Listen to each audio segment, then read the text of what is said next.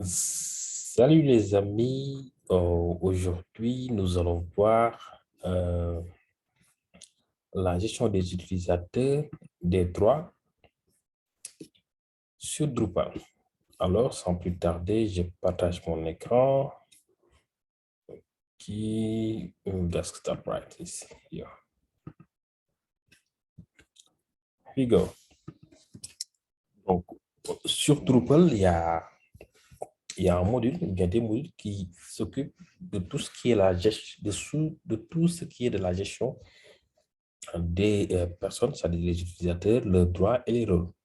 Donc, sur Drupal, il y a un système par défaut, un module core qui vient avec Drupal, donc qui vous permet de créer vos utilisateurs et dans vos utilisateurs. Et au niveau des utilisateurs, chaque utilisateur a un droit. C'est-à-dire ici, l'utilisateur peut faire pas mal de choses. Et en fait, il y a les rôles. Donc, par défaut, quand vous créez un projet Drupal, il y a sur Drupal 9, donc il y a ces quatre rôle par défaut qu'il vous crée. Donc, il y a l'utilisateur anonyme, c'est-à-dire la personne tierce qui vient visiter votre site. Donc, il y a l'utilisateur authentifié, donc quelqu'un qui a déjà créé son mot de passe, son compte. Et un éditeur de contenu, donc ça existe juste avec Drupal 9, je pense. Donc, l'éditeur de contenu, il permet juste de créer des contenus, mais il ne peut pas publier. Donc, il n'y a que l'administrateur qui peut publier. OK? Donc, ici, par défaut, dans chaque fonctionnalité, donc que ce soit la gestion des blocs, la gestion des commentaires, les champs, les images, les notes, par exemple, ici, créer un article. Donc, ici, cette fonction-là, créer un article. Donc, ici, si vous cochez le rôle, donc cet utilisateur qui appartient à ce rôle pour faire cette action-là. Par exemple, ici, vous voyez, il est coché seulement éditeur de contenu et administrateur. Donc, cela veut dire qu'actuellement, seuls les éditeurs de contenu et l'administrateur peuvent créer un nouveau contenu qui est article, ainsi de suite. Donc, chaque module que vous installez, il affecte automatiquement un rôle par défaut. Par défaut, c'est l'administrateur qui prend tous les rôles, tous les droits, excusez-moi. Par exemple, ici, si vous venez dans taxonomie, par exemple, ici, il vous dit que voilà, l'éditeur de contenu, il peut créer des termes, mais ici, il peut créer des étiquettes. Donc, l'étiquette, c'est la taxonomie par défaut que Drupal a créé. Mais par contre, les rubriques, l'éditeur de contenu ne peut pas les faire. Il n'y a que l'administrateur qui peut le faire. Donc, par contre, moi, quand je suis administrateur, je peux autoriser l'utilisateur qui a comme rôle d'éditer un contenu, de pouvoir créer des termes. C'est comme ça que ça fonctionne, les rôles. Par exemple, ici, je peux créer un rôle, c'est-à-dire, je peux dire, voilà, je vais créer un rôle client, que dans mon site, le client va venir créer un compte pour pouvoir avoir la possibilité de faire quelques démarches. Par exemple, quand je crée mon rôle client, je suis obligé de venir ici dans droit et lui dire, OK, maintenant j'ai un client et mon client, c'est une catégorie, c'est une groupe de personnes qui aura des fonctionnalités que je vais lui déléguer. D'accord? C'était juste pour montrer comment créer des rôles. Par exemple, si vous créez un grand site, ou bien un site d'information, ou bien un site voilà, pour des organisations, vous pouvez créer vos catégories. Vous pouvez créer vos rôles. Par exemple, il y a l'administrateur, il y a les éditeurs de contenu, il y a les superviseurs, ainsi de suite. Alors, une chose que les développeurs Drupal oublient, quand vous créez un site corporate ou bien un site tierce, si vous mettez ça directement en ligne, donc les pirates ou bien les repos peuvent venir dans votre site et créer beaucoup de comptes. C'est-à-dire, je vais aller en mode navigation. Je vais venir ici, par exemple. Je vais appeler mon site. Ici, ça, c'est mon site euh, vu par une personne anonyme. D'accord? Donc, il peut voir mon contenu, mais il peut faire aucune modification. D'accord? Par exemple, une personne peut venir ici se connecter, mais ici, il ne peut pas se connecter parce qu'il n'a pas encore créé de compte. ici, par défaut, Drupal lui donne la possibilité de créer un compte. Par contre, s'il crée un compte, comme par exemple, il dit par exemple ça, mail.com, c'est juste un exemple. Moussa peut venir créer son compte, mettre une image et créer le compte, mais ça ne fait rien. Le compte est juste créé, mais ce n'est pas actif. Donc, il faut que l'administrateur valide le compte. D'accord? Si si vous venez dans personne, vous voyez, Moussa a été bien créé, mais par défaut, il est bloqué. Ça m'est arrivé à un site où j'ai oublié de désactiver cette fonctionnalité-là, c'est-à-dire de désactiver cette fonctionnalité, de créer un compte. OK? Donc, il y a des robots qui sont venus, ils m'ont créé plus de 200 comptes. Du coup, le site était un peu... Voilà, donc j'ai dû passer beaucoup de temps à supprimer ces comptes. Donc, pour désactiver cette fonctionnalité, donc vous venez ici, donc allez, vous créez votre site et vous dites, OK, personne ne peut créer un compte, voilà, je désactive tout ça. OK? Donc, pour désactiver ça, il faut venir ici dans configuration. OK? Vous venez dans personne, paramètres du compte et vous cliquez. Donc, ici, vous allez dire à Drupal que ici, il vous pose la question qui peut enregistrer un compte. Vous lui dites, OK, seul l'administrateur peut créer un compte. OK? Donc, si vous validez, et si vous revenez ici, si vous rafraîchissez, OK, cette fonctionnalité disparaît. Donc, ici, une personne tierce ne peut pas créer de compte. Voilà, maintenant, le site est sécurisé. OK? Seuls les administrateurs peuvent venir ici se connecter. D'accord? Ça, c'est une parenthèse pour bien signaler ce manque de vigilance au niveau des développeurs. Donc ici, seul l'administrateur peut créer un site. Mais par contre, si c'est un site où vous voulez donner la possibilité à tout le monde de créer un compte pour faire et de faire quelques fonctionnalités, vous allez dire, OK, le visiteur peut créer son compte et mener ses activités. Vous pouvez aussi dire que voilà, les visiteurs peuvent créer un compte, mais il faut l'approbation de l'administrateur. D'accord? C'était ça. Par exemple, ici, on va voir les droits. Donc, je vous ai déjà montré comment on crée les rôles. Bon, après, ça dépendra de votre organisation, comment vous allez créer les rôles. Les rôles, c'est juste une catégorie, une groupe de personnes qui ont la possibilité de faire certaines actions que vous allez vous-même autoriser. D'accord? Par exemple, ici, là, c'est bien élucidé. On a un administrateur par défaut, on a un éditeur de contenu. L'éditeur de contenu, il peut juste mettre du contenu, mais ne pas publier. C'est l'administrateur qui publie. Il y a l'utilisateur anonyme, quelqu'un qui vient, comme ici, comme Moussa. Voilà, c'est un utilisateur anonyme, mais il est bloqué, il ne peut rien faire. Et il y a les utilisateurs anonymes. Il y a les utilisateurs, excusez-moi, donc ici les rôles.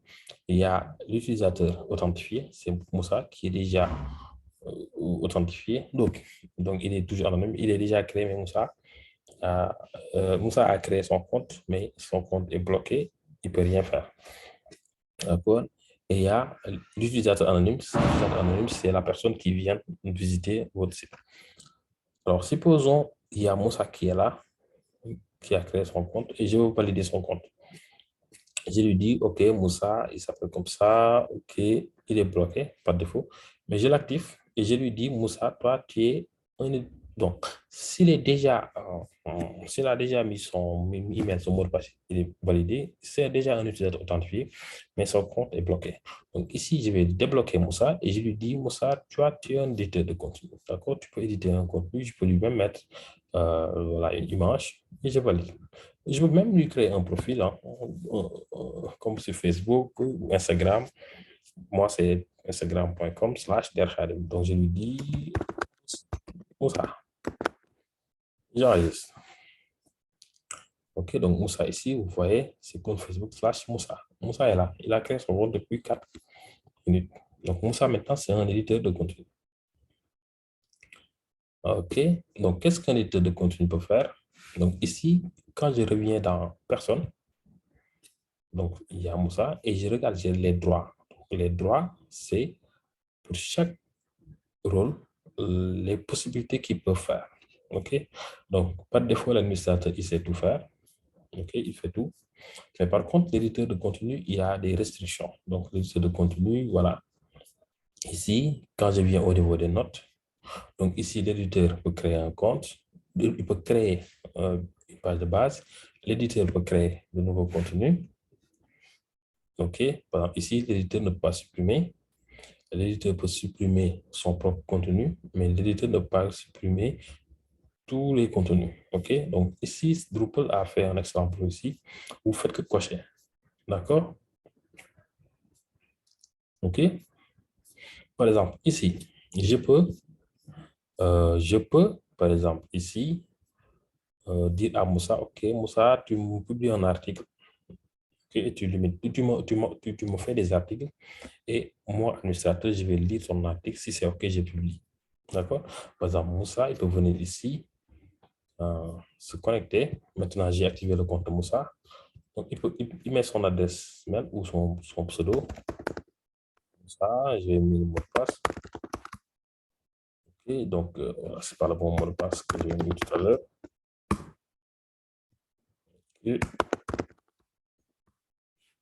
OK, donc le mot de passe que j'ai mis, c'est pas bon. OK, en tant qu'administrateur, je peux modifier le mot de passe. OK, donc je vais ici modifier Moussa, je lui donne un mot de passe. Donc ici, je peux activer cette option-là. Dire, oui, OK. Donc ici, ça, c'est quand je vais configurer mon adresse mail. Donc, je donne la possibilité à Drupal d'envoyer un mail à Moussa pour lui dire que, OK, ton compte a été créé, OK, et voici les accès. OK, j'enregistre, je reviens ici, je vais connecter, ça. OK, qu'est-ce qu'il dit? L'utilisateur, le mot de passe non reconnu. OK. OK, j'ai écrit Moussa. Ici, Moussa. Pourtant, c'est...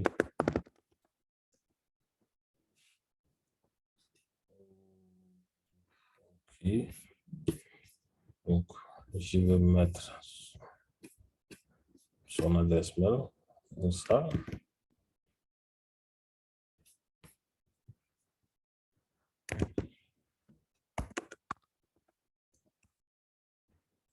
Et attends, est-ce que je ne me suis pas trompé?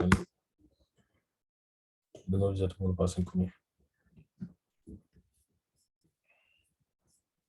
Moussa.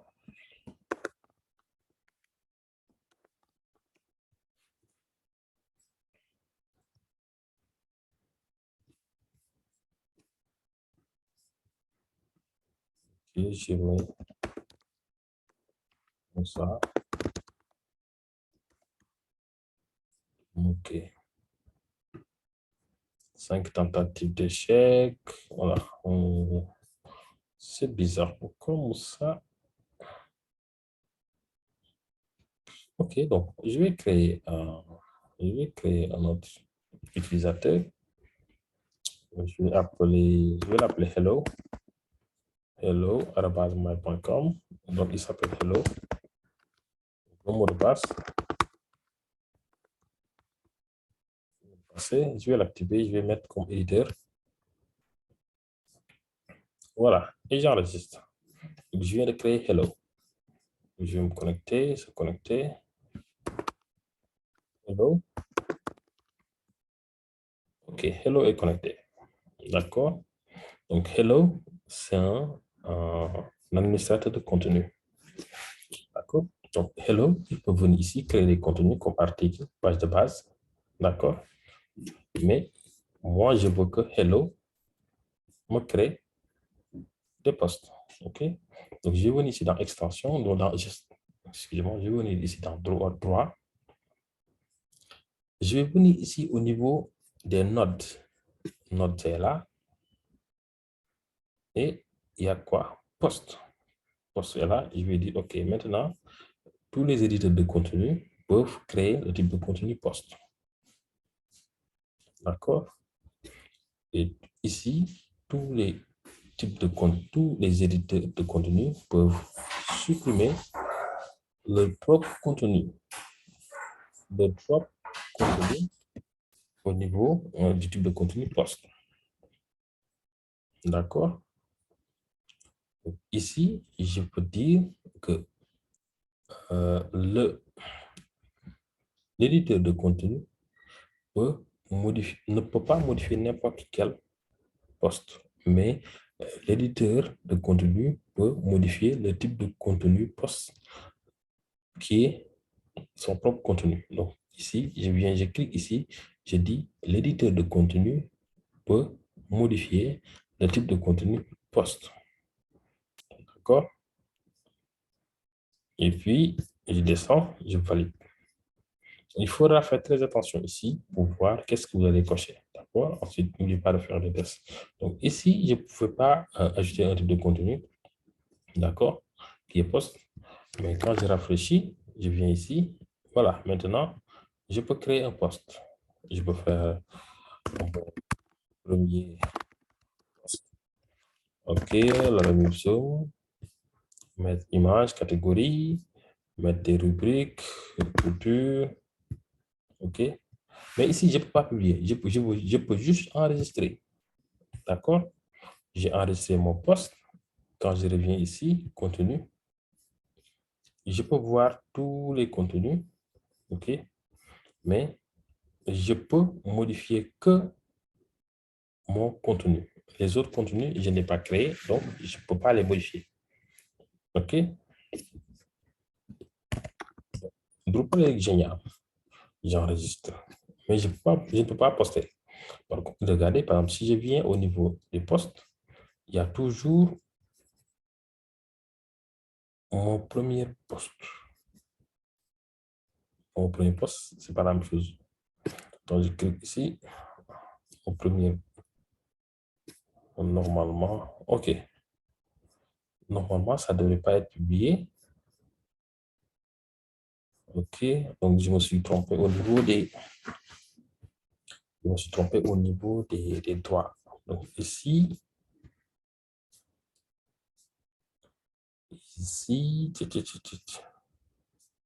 au niveau des nodes,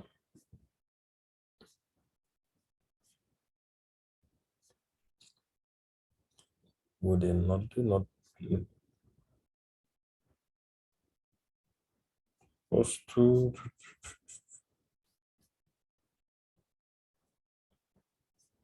je me suis trompé quelque part. Donc, il y a une fonctionnalité qui ne devait pas avoir. Article, alors ici, quand le... Okay,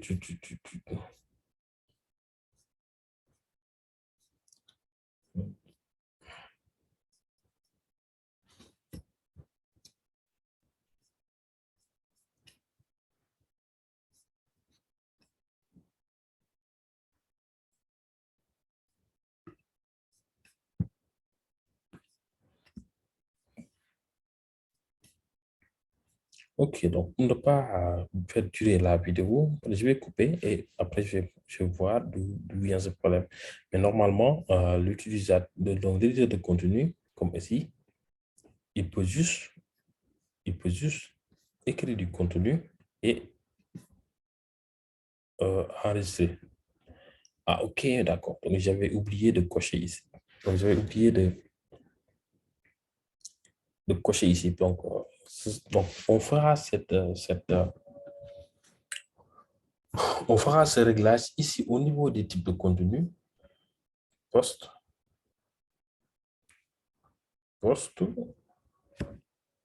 Donc ici, gérer les champs. OK, post.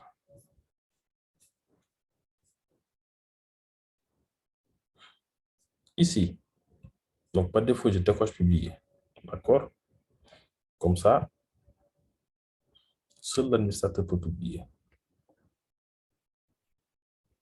Donc, c'est enregistré. Je reviens au niveau du profil de Hello. Je crée mon contenu. Post. Je vais écrire Deuxième poste. Voilà, OK. Méthode sport ou quelque chose comme ça. J'enregistre. Je reviens ici au niveau des postes. Voilà, vous n'avez pas vu mon deuxième poste parce que seul l'administrateur peut publier. Donc, pour le publier, donc, il faut que l'administrateur vienne ici au niveau de contenu.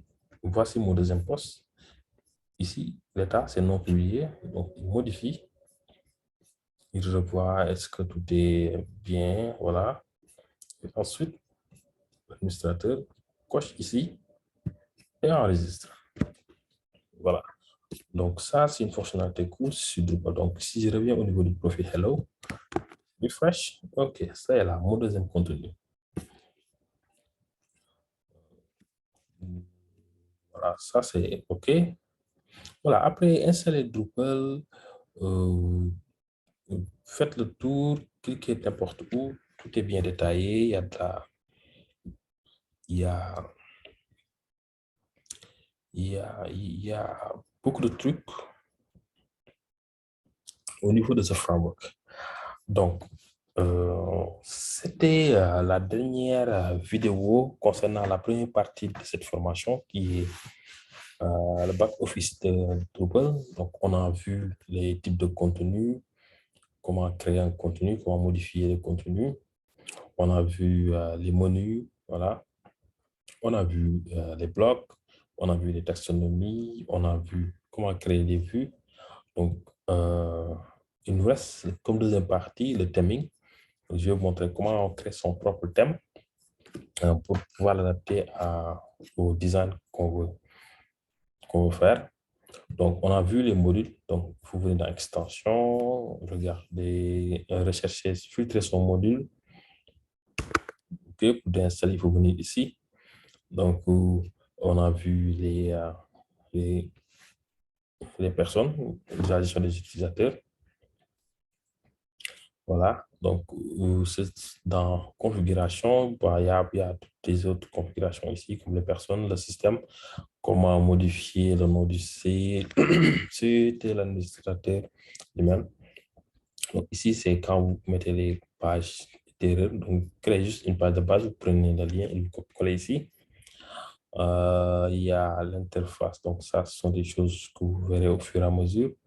Une gestion réacteur de contenu aussi, donc on fera certainement une vidéo. Donc, on va faire une deuxième formation, Drupal avancé. Donc, développement, performance, voilà. Donc, ici, c'est ici qu'on fit les caches. OK. Et il y a cette possibilité de créer des raccourcis. Donc, ici, je crée ce raccourci. Donc, quand je vais naviguer sur cette page, je clique ici, il y a performance qui est là. OK. Il y a aussi les médias, tout ce qui est images. Ça, ce sont les recherches. Voilà. Ça, c'est un peu poussé. Donc, il y a la gestion des langues pour créer des sites bilingues. OK. Processus, voilà. Cliquez n'importe où, lisez, regardez, qu'est-ce que ça donne. OK. Donc, une chose que j'ai oublié, vous pouvez créer une sorte de réseau social ou une plateforme où les gens s'inscrivent et fassent certaines actions, comme par exemple un site de recrutement où l'utilisateur vient créer un compte, mais ces informations sont CV à sa date de naissance. Donc, il faudra ajouter ces champs-là ici. Donc, je viens en configuration, personne, ajouter un compte ici. Excusez-moi, configuration, personne, paramètres du compte.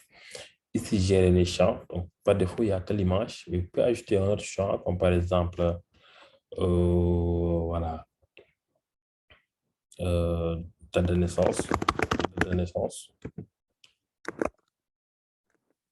de naissance.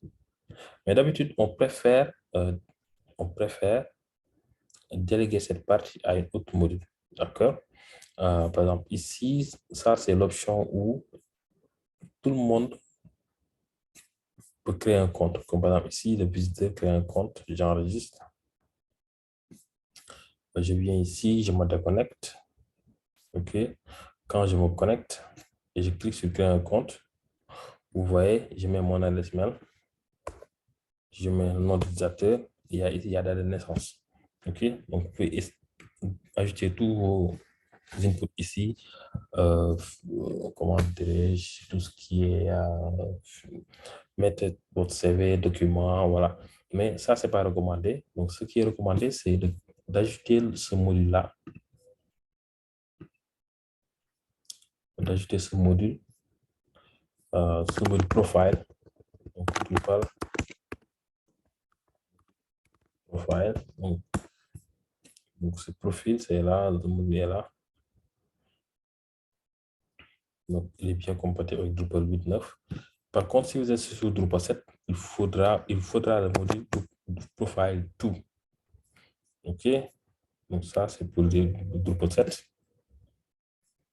Et profile, simplement, c'est pour Drupal 9. C'est juste pour détacher les informations par rapport au module profile. OK? Par exemple, ici, si vous créez un site où les utilisateurs peuvent mettre leur CV, voilà, leurs photos, les autres informations, tu peux les détacher. De ce fait, tu peux supprimer un compte, supprimer ces informations, mais conserver l'email et le mot de passe. D'accord? Bon, ce que j'ai dit, c'est un peu compliqué, mais on verra dans le futur pourquoi en faire ce choix-là. Alors, on a fait le tour sur le back-office. Maintenant, il nous reste la partie créer un thème. Donc, je vais vous montrer comment vous créez vos propres thèmes, gérer vos blogs, ainsi de suite. Donc, le challenge, c'était de tourner le site de Facebook. Mais le site de Facebook, ça a un peu changé, donc ça change constamment. Donc, si vous avez des suggestions, on peut prendre un site simple et le faire. Sinon, on peut démarrer avec le site de Facebook ou voilà. Je pense plutôt au site de Toucha, Toucher.